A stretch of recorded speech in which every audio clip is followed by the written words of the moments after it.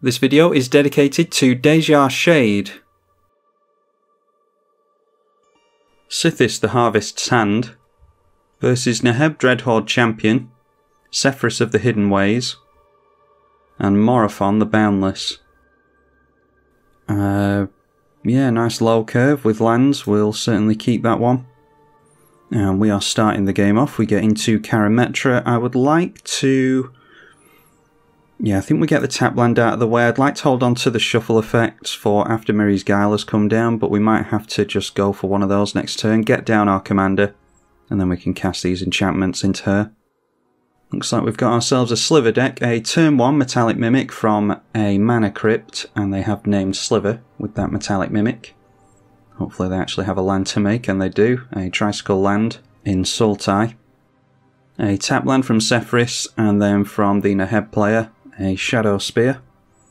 And a Grasp of Fate for us, so I think yeah, we do have to go for cracking the fetch. We'll go for a duel. And then it's Import, our commander. And the first Sliver proper, a Predatory Sliver. 4 cards left in the Wooburg player's hand. And yeah, Enchantress always gets a nice bit of attention, so we will get Lightning Bolted by the Metallic Mimic here. A Waste Knot from the Esper player. Was thinking of building Sefris, so you'll have to all let me know if you actually want to see that or not.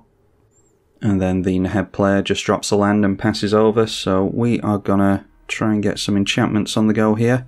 There is On Thin Ice. And we do have a Snowland in play.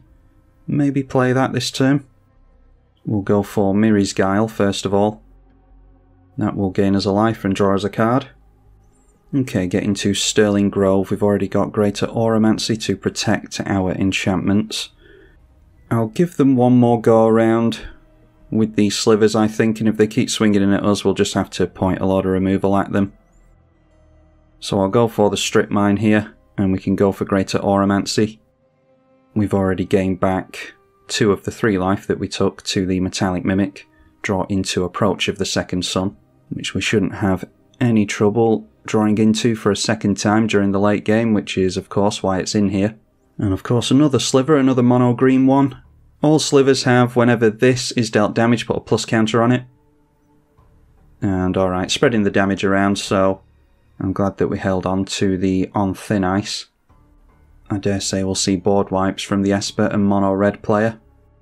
Altar of the Brood, a definite combo piece. Whenever another permanent enters under your control, each opponent mills.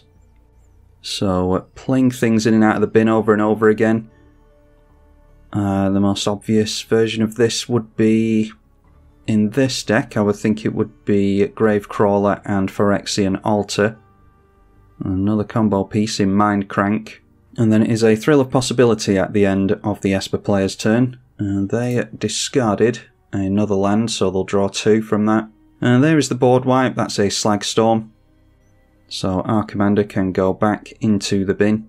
Oh, and we end up with some cards in the bin as well. Arid Mesa, Epic Struggle, and Sigil of the Empty Throne. Might have been from the Altar of the Brood, I can't remember now. Replenish isn't terrible this turn, maybe. Don't mind Ajani's Chosen either, but yeah, I think Replenish is the way to go here. And we'll have to shuffle the other 2 cards away, unfortunately. But I do like the idea of having the Sigil of the Empty Throne in play. Oh, but there is an Urborg in play now as well, so we don't have to shuffle the Ajani away, that's really good. So we could hold on to the Replenish. I think I'd rather just start getting Angels out straight away. It's potentially a waste of a Replenish, but I think the upside of this is pretty good. Yeah, so each player being milled a decent amount from Altar of the Brood and from the Mind Crank. They took a Lightning Bolt there, so milled another 3. There is a Mana Drain that's gone down. Gemhide Sliver as well, and they get themselves into Vanquisher's Banner with only 3 cards left, so they will need the card draw there. Wizard cycling of the Vidalcan Ether Mage. And they search themselves up a Bone Miser, so having both Bone Miser and the Waste Knot in play here. Then going for a bounce land in Orzhov Basilica. And now we see another commander in Neheb Dreadhorde Champion coming into play. No haste on there, thankfully. Okay, we've got Serra's Sanctum. We're making some really good draws here, so Let's go Wooded Foothills, Ajani's Chosen, draw into Serra's Sanctum this turn. And then we can drop the Serra's Sanctum straight away. Oh, it's noteworthy that the Urborg was bounced to the Orzhov Basilica, so now we can't tap the Marsh Flats for mana. So if we want to get rid of Ajani's Chosen, I suppose we could, but it does go well with the Epic Struggle. So I suppose we'll just tap down the Serra's Sanctum right now, and let's get our commander into play.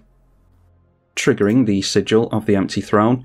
It's 20 creatures that we need for Epic Struggle. I would usually slam that down towards the late game, but obviously reanimating it with Sigil of the Empty Throne is okay too.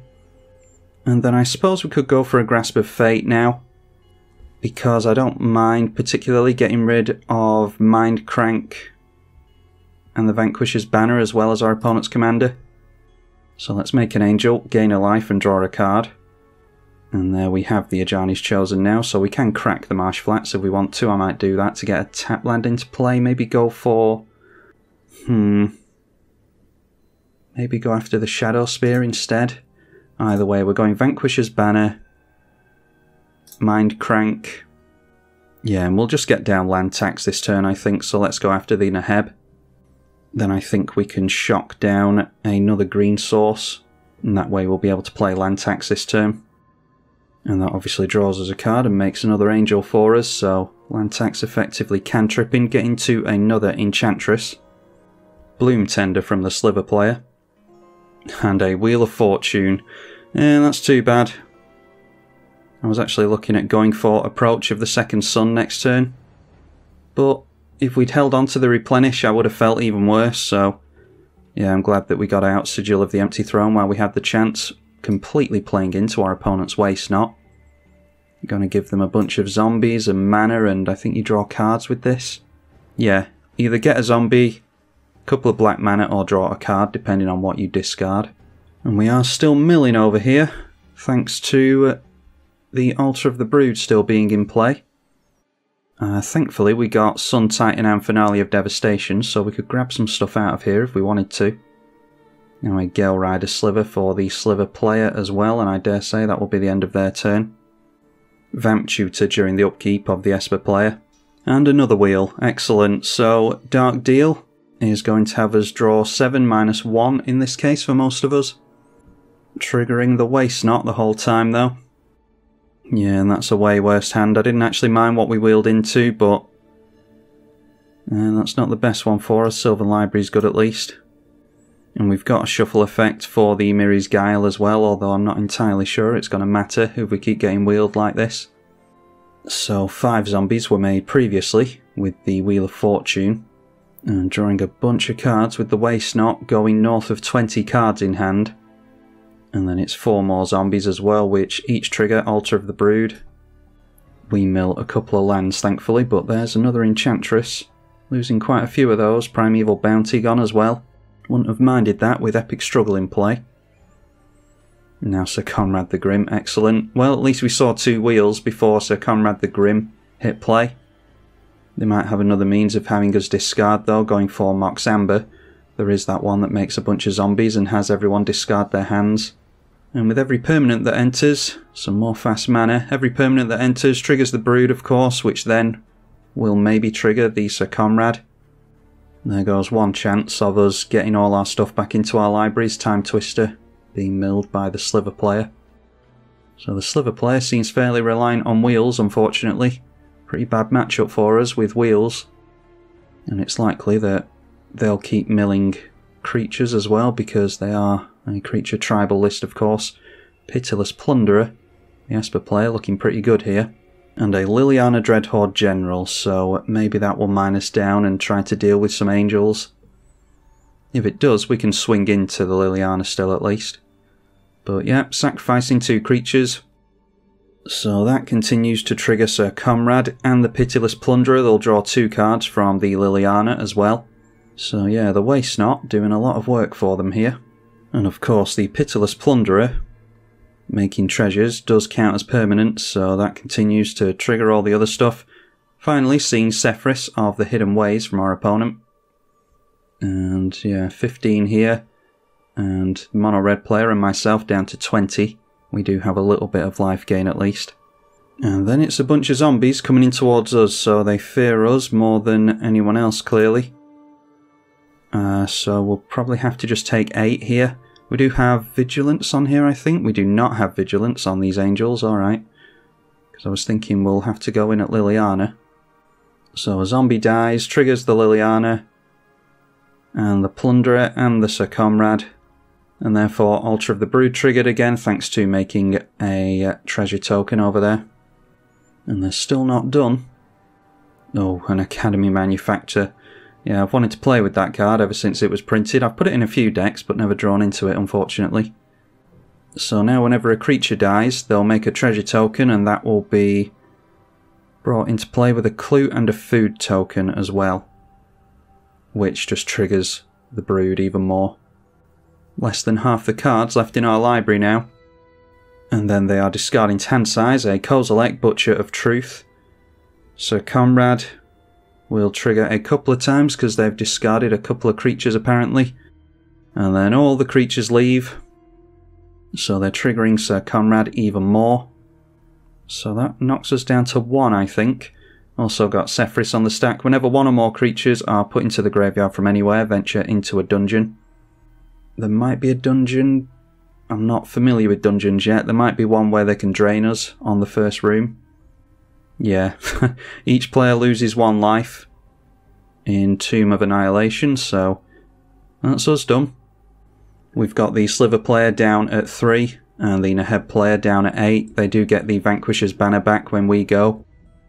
Yeah, so the wheel's really hurting us there, I think. I was very surprised to see a Wheel of Fortune into a Waste Not, but I maybe should have just gone for the Waste Not. Obviously we didn't know what was in our opponent's hand. An Earthquake, X damage to each creature without flying and each player, knocking themselves down to 4. That will actually take them out because, yeah, as we can see here, Sir Comrade will trigger on the creatures dying, so the Naheb player just wanting to wrap the game to a close, I think.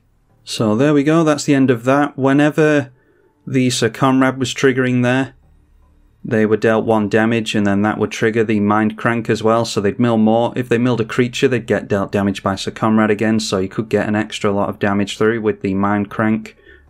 There's lots of different types of combos you can do with that. But yeah, with a few different combo pieces in play, it was difficult to know which one to go for. Had I known that someone was going to cast a wheel, then would have gone for the Waste Not, obviously, but got to see a cool Sefris deck either way, so be sure to let me know if you want me to build this or not. And I will see you all in the next one, I hope. I'm tribalkai on the EDH channel. Thank you for watching.